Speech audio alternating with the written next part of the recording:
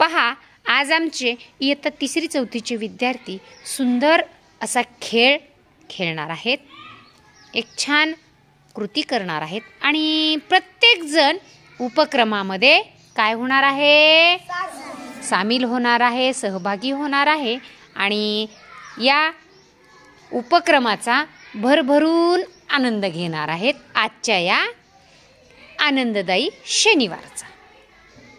शनिवार आपला कसा असतो, आनंददायी. मग आता आजची आपली कृती असणार आहे एक इंग्रजी कृती, इंग्रजी विषयासाठीची ही आपण कृती घेणार आहोत, ज्यामधून ही कृती पूर्ण केल्यानंतर तुम्ही प्रत्येक जण सांगणार आहात की तुम्ही या कृतीमधून नेमकं काय शिकला आहात किंवा तुम्हाला या कृतीमधून काय शिकायला मिळाले.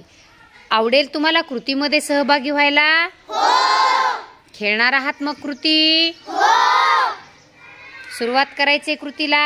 हो. चला, आता कृती समजून घ्यायची आहे. पहा, तुम्ही कसे बसला आहात रे?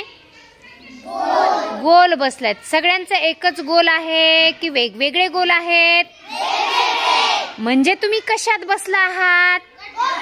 गटागटामध्ये तुम्ही बसलेला आहात.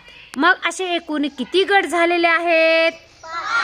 5 गट आहेत. आता आपण या प्रत्येक गटाला एक नाव दिलेलं आहे. पहा, मग आता नेमके कोणते गट हे त्या गटाचं नाव काय आहे हे आपण प्रत्यक्ष त्यांच्याकडून जाणून घेणार आहोत. आदर्श, तुझ्या गटाचं नाव काय आहे? Colours name. बर, या ठिकाणी अथर्वचा गट कशाचा आहे? Flowers name. समीक्षाचा गट कशाचा आहे? Animals name. इकडे आदित्यचा गटाचं नाव काय आहे? Fruits name. आणि इकडे सोहमच्या गटाचं नाव काय आहे? Birds name. म्हणजे आपापले गट आपल्याला माहीत झालेत? नक्की? खेळाला अडचण येणार आहे काही? आता या पुढे खेळ समजून असा घ्यायचा आहे की पहा, या 5 गटातील कोणत्याही गटामध्ये बसणारा एक शब्द मी उच्चारणार आहे, त्याचा उच्चार करणार आहे.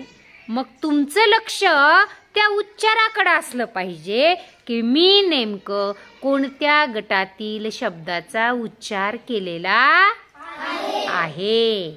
ज्या गटातील शब्द मी उच्चारणार आहे त्याच गटाने, नीट ऐका, फक्त त्याच गटाने तो शब्द किती लेटर्सचा आहे म्हणजे त्या शब्दाचं स्पेलिंग सांगायचं आहे आणि तेवढ्याच टाळ्या वाजवायच्या. पण कुणी? ज्या गटातील शब्द मी उच्चारलाय त्याच गटातील विद्यार्थ्यांनी. लक्षात आलंय? हा, मग आता करू मी खेळाला सुरुवात? गट कळालेत? कलर्स नेमने हात वर करून दाखवा. चला, बर्ड्स नेमने हात वरून दाखवा. ॲनिमल्स नेम, फ्रूट्स नेम आणि फ्लावर्स नेम. पहा आता, apple. Good. Tiger. Red. Dog. Camel.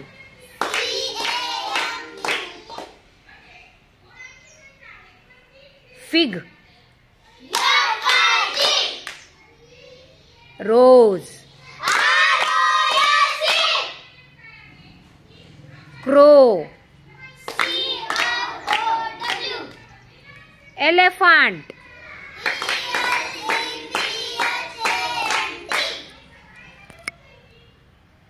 sunflower.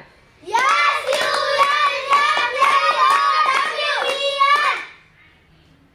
green. टाळ्या अगदी न चुकता व्यवस्थित द्यायच्या आहेत. Lily,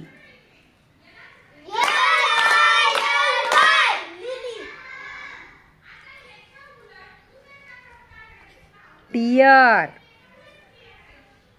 Deere, donkey, blue, hen, मोगरा,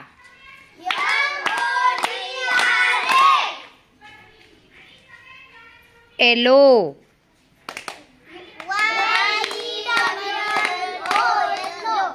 येलो,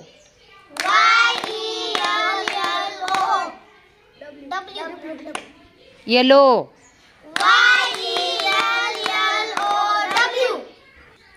पपया,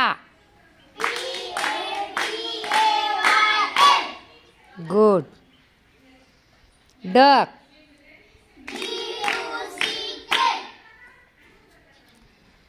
क्रेन,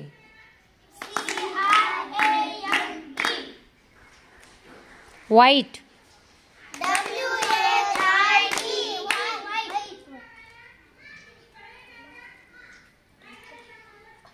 फॉक्स,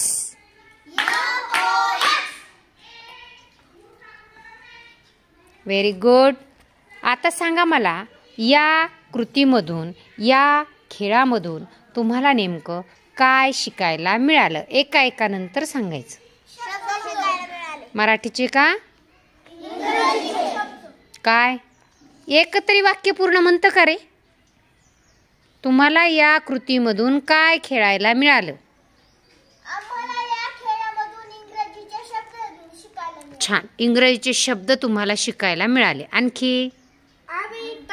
शब्द ऐकला की बरोबर तितक्याच टाळ्या वाजवल्या. हां, म्हणजे त्या शब्दामध्ये किती लेटर्स आहेत हे तुम्ही लक्ष देऊन विचार करून काय केलं? टाळ्या दिल्या. म्हणजे तुमच्या स्वयं अध्ययनासाठी चालना मिळाली, विचार करण्याची पातळी वाढली. आणखी सांगा, सगळे शब्द तुम्हाला येत होते का?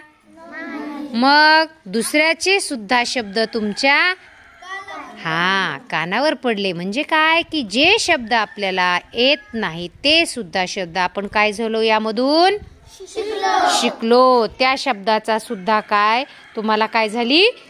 उजळणी झाली, रिव्हिजन झाली. जोरात 3 टाळ्या आणि शाबासकीच्या 3 टाळ्या.